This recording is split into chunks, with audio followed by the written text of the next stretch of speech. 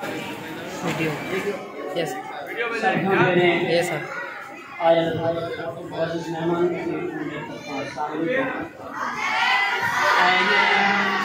programme की आवसादी हज़रत के सलाम साईं रोशन साहब की जो बातें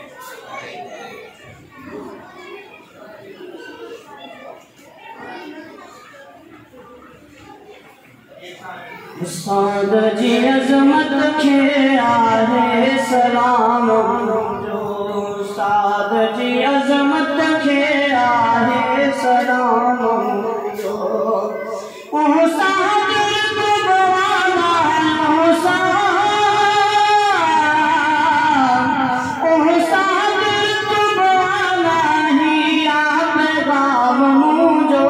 उस्ताद जी अज़मत के आहे सलाम जो उस्ताद जी अज़मत के आहे सलाम जो उस्ताद को पढ़ाए बड़ा बोल ठाहे उस्ताद को पढ़ाए बड़ा बोल ठाहे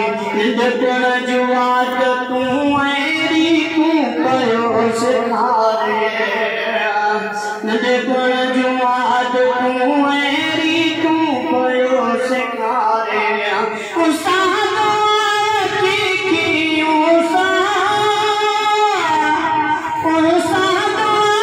की रहे पर इमाम जो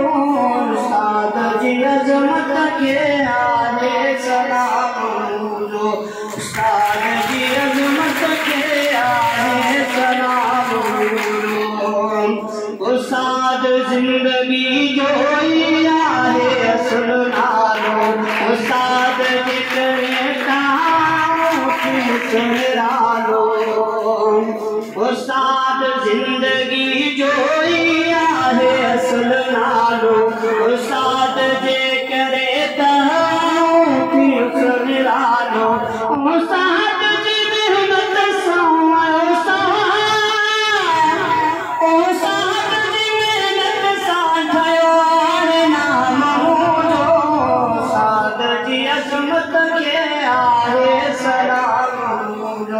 उस्ताद जी अज़मत के आहे सलाम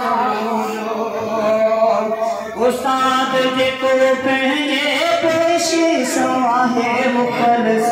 वो पंहिंजी ज़िंदगी में कॾहिं न थींदो मुख़लिस उस्ताद जे को पंहिंजे पेशे सवाहे मुख़लिस वो पंहिंजी ज़िंदगी में दो मुफलस मौला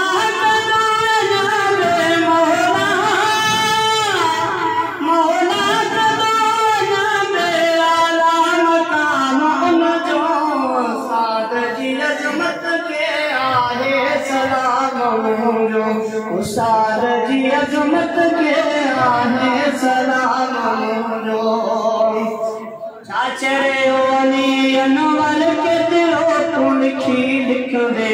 उस्ताद जी अज़मत के न बयान करे सघंदे चाचरे वाली अनवर के दिलो तू लिख दे उस्ताद जी अज़मत के न बयान करे सघंदे